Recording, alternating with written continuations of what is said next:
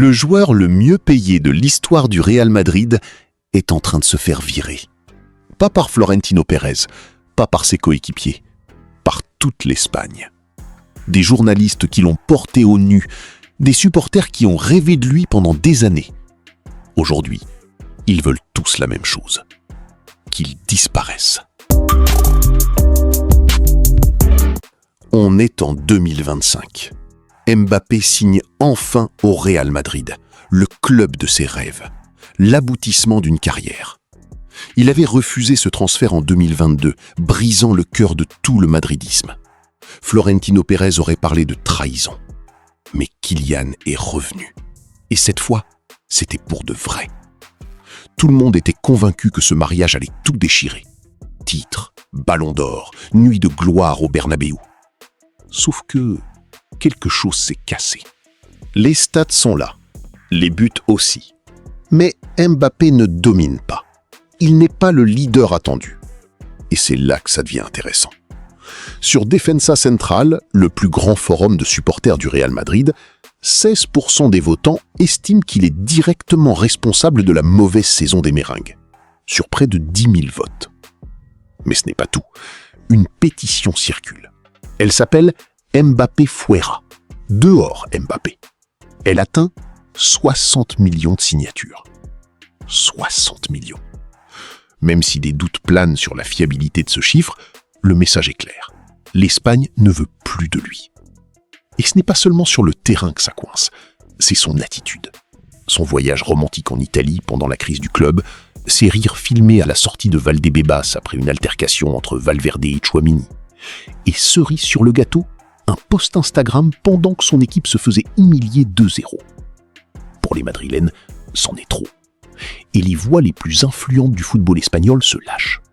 Thomas Ronquero, journaliste pour le journal AS, balance la phrase qui va faire le tour du pays. Sans Mbappé, nous serions champions d'Espagne et d'Europe. Avec lui, nous n'avons rien gagné. Rien. Ni Liga, ni Ligue des Champions, ni Coupe du Roi. Rien. Mais le coup de grâce vient de là où on ne l'attendait pas. Josep Pedrerol, l'homme qui a littéralement supplié Mbappé de rejoindre Madrid. Le présentateur d'El Chiringuito, son plus grand défenseur en Espagne. Aujourd'hui, il dit ça, en direct, devant des millions de téléspectateurs. Ce Mbappé-là, je le vends. Je le redis. Ce Mbappé-là, je le vends. Il faut le vendre demain.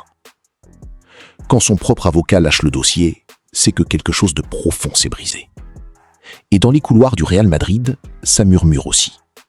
Selon Mundo Deportivo, plusieurs membres du club reconnaissent en privé que si l'incompatibilité entre Mbappé et Vinicius persiste, c'est Kylian qui devrait partir. Parce que Florentino Pérez a tranché. Il a déjà rencontré Vinicius Junior pour lui confier plus de responsabilités. Le Brésilien pourrait même récupérer le brassard de capitaine. Le brassard. Celui qui devait revenir à Mbappé. Pendant ce temps, José Mourinho vient d'arriver aux commandes. Et il a du pain sur la planche.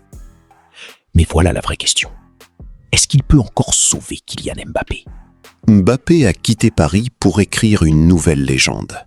Il voulait dominer l'Europe depuis la capitale du football mondial. Mais à Madrid, la légende ne se construit pas avec des buts. Elle se construit avec des victoires collectives, une présence au vestiaire, un leadership qui transcende tout. Et pour l'instant, tout ça, Mbappé ne l'a pas encore montré. Alors voilà où on en est. Une nation entière qui le rejette, un président qui hésite, un vestiaire qui gronde, et un Mourinho qui arrive avec la pression de tout changer. L'histoire n'est pas terminée, elle est à un carrefour.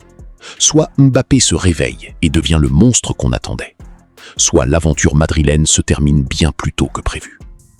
Toi, qu'est-ce que tu en penses ? Est-ce que Mbappé peut encore renverser la situation ? Ou le Real Madrid devrait-il le vendre cet été ? Dis-le en commentaire. Et si tu veux comprendre comment on en est arrivé là depuis le début, la vidéo juste là t'explique tout.